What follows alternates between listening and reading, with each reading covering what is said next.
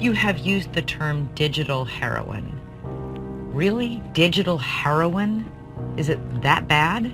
From the ages of 16 to 18, I was completely addicted to online video games. I wasted over 10,000 hours on video games. I was consumed by this game. I didn't have time for anyone or anything. Video games from 2 p.m. till 4 a.m. every single day. And while I was earning money and getting people following me, it was destructive. And Unfortunately, my addiction to League of Legends had grown out of control by then. Under your left leg, you put a pillow behind your head, you put your controller in your lap, you sit there and play the game, they bring you food. He won't stop, can't stop playing video games online. Stop forever, that just seems like a... Even though you know that it hurts your wife and your children? Yeah, every next thing I say sounds more and more like the scared act. Some experts are saying it's a very real problem and a dangerous one to boot.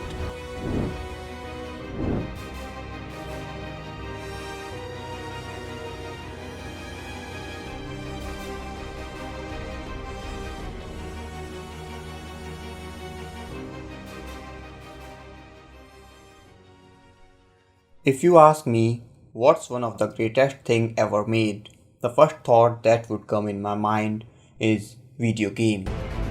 You want to go on a treasure hunt, or live a life of a gangster, or to become an assassinate, or to fight with aliens, or to team up with your friends where you kill people on an island, or simply want to own a cafe business, or want the cats to rain on the ground, or to go to the past, or in a magical world where you are a mime, or in another dimension where you are a candle or a poop, or want to fly a plane, drive the fastest car, or maybe UFO, or just want to destroy the whole world, and all the other things that you can or cannot imagine. You can live all these multiple lives by just sitting in your room on a comfortable chair, sipping a cup of coffee while waiting for the video game to start, and all of them without any big consequences in the real world. Video games are generally fun and a great source of entertainment. Multiple researches prove that playing video games enhances the capability of focusing and increases your intelligence.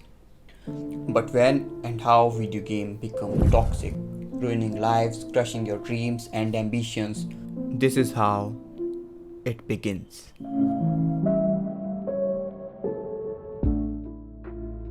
It starts when you heard about this new cool video game from your friend, or saw it on an ad while browsing internet or watching a video like this. You quickly install the game and start to learn how to control the player, the gameplay mechanics, exploring different elements in the game. It feels so good and engaging, living a completely different life, forgetting all the stress and workloads of the reality. You started to play it in your free time along with continuing other hobbies.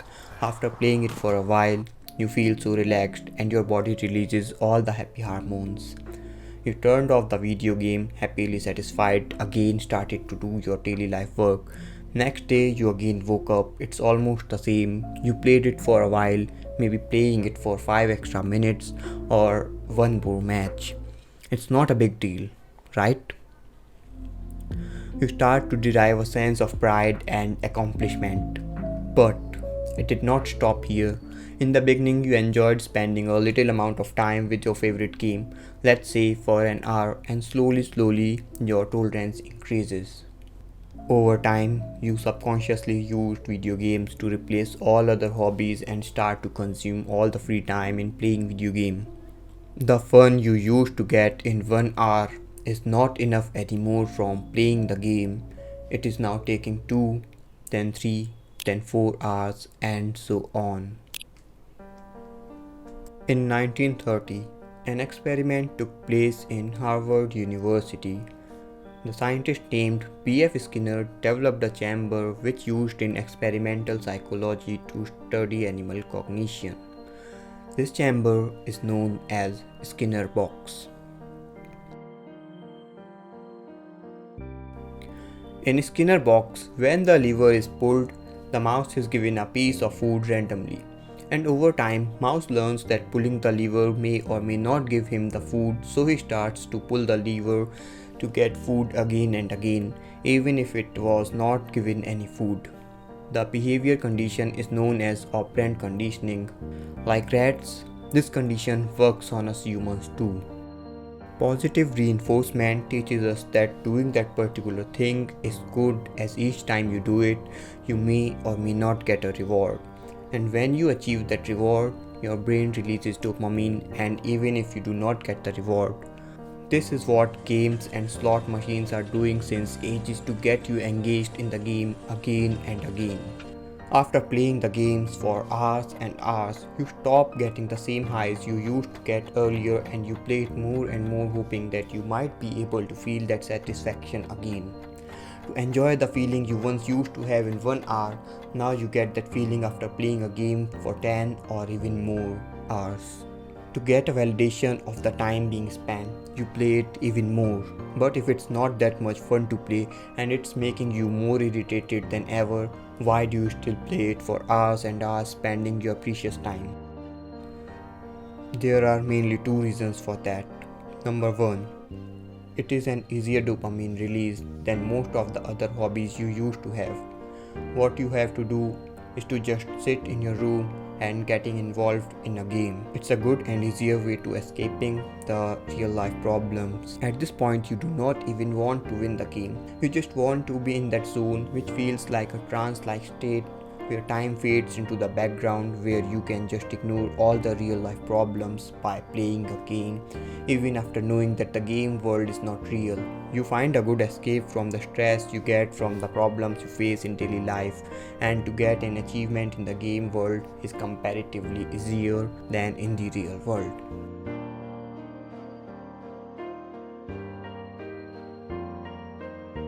Number 2. Many video games are designed to get you hooked, make you addictive as much as possible.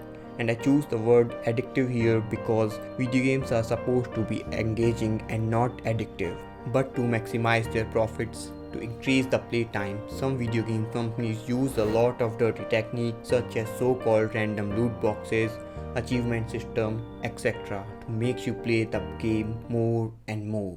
There can be other reasons too, but whatever the reason is, now you have started to think about game constantly, even if you are doing some other task, planning how are you going to win that game, spending the money on purchasing in-game assets which you are supposed to use for some other work, losing interest in the activity you once used to love, panicking and stressing out, thinking if you are not able to play the game, then what will happen? Your academics have started to drop, your health started to decline, you are risking your relationship with your friends and families, trying to relapse but cannot. And this is when you get hooked. It's 1 in the morning. You saw your face in the monitor screen while the game is loading. You took a glimpse of your face in that screen, holding that gamepad in your hands, and this is when you realized this is not fun. Video games are not fun anymore. They nearly ruined your life, and you should now be focusing on your life goals, your dreams, your social life, your health. But then the match starts and you thought, let's play this game for the one last time. You took a big sip of Coke and leaped into the battlefield of video games. 6 a.m. You aggressively stood up, smashing your RGB keyboard on the table, screaming. Base? Fuck this game. Then the cycle kept on repeating for a few more days, and then one day you finally thought, it's enough. You simply thought that uninstalling the game is going to solve the problem. But just like any other addiction, you started to feel this urge for playing the game for one last time. All the time you either think about video games, watch its gameplay video, or think how your life would look like without video game addiction. You are getting panic and angry for no reasons, your health is still declining, and all these happening are pushing you towards anxiety and depression. You cannot resist and again install that game, hoping to play it for the one last time.